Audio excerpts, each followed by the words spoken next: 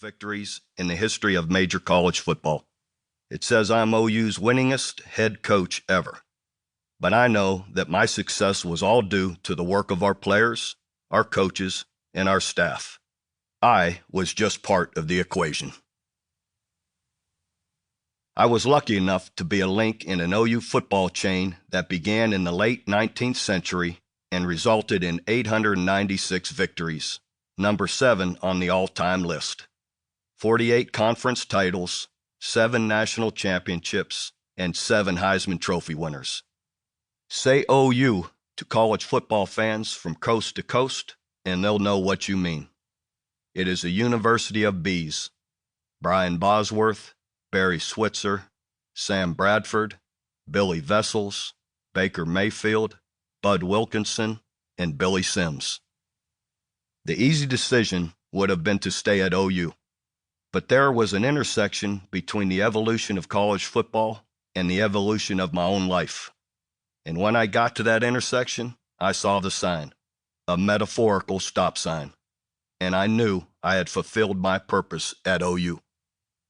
The recruiting, the travel, the late-night phone calls you hope never come, the early morning wake-up calls, the cheaters, the agents, the renegade boosters and alums, the mind-numbing and mind-boggling NCAA rules that often defy logic, the hours, the toll it takes on your family, the media, the social issues, racism, #MeToo, academics, player rights that rightfully deserve and demand your attention, the uninformed expectations.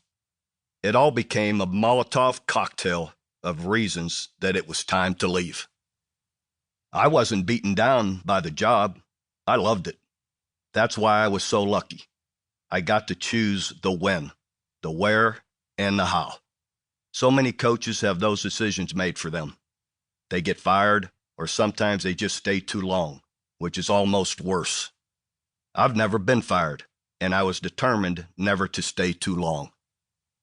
So I'm standing on a stage in the same building where they have trade shows and car auctions, and I decide this isn't the time or place to explain to the more than 1,200 people seated at 120 tables across a 6-acre facility why I'm no longer OU's football coach. Instead, this is supposed to be a night of celebration, an evening of thank yous.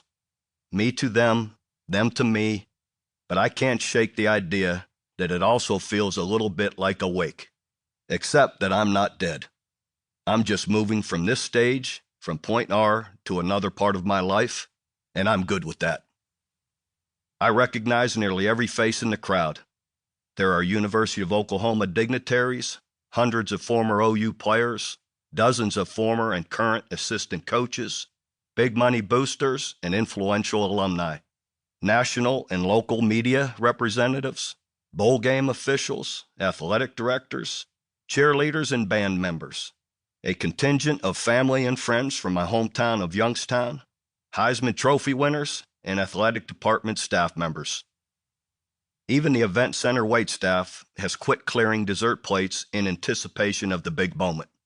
Police and security details poke their heads into the vast room as the band begins to play the OU anthem, Boomer Sooner. On some sort of invisible cue, the entire audience rises and applauds.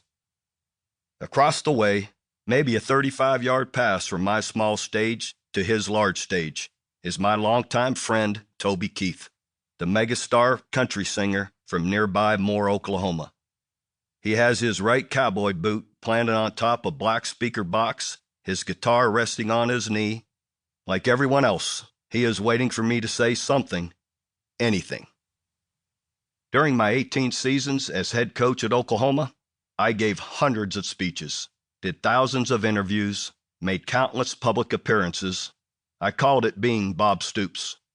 There's Bob Stoops, the husband, the father, the brother, the son, the friend, the guy who loves nothing better than sitting on a beach drinking a cold beer pulled out of a $3.99 styrofoam cooler, or grilling steaks in the backyard, or trading stories with buddies on the golf course, or sitting in the bleachers watching his kids play sports, or going to church.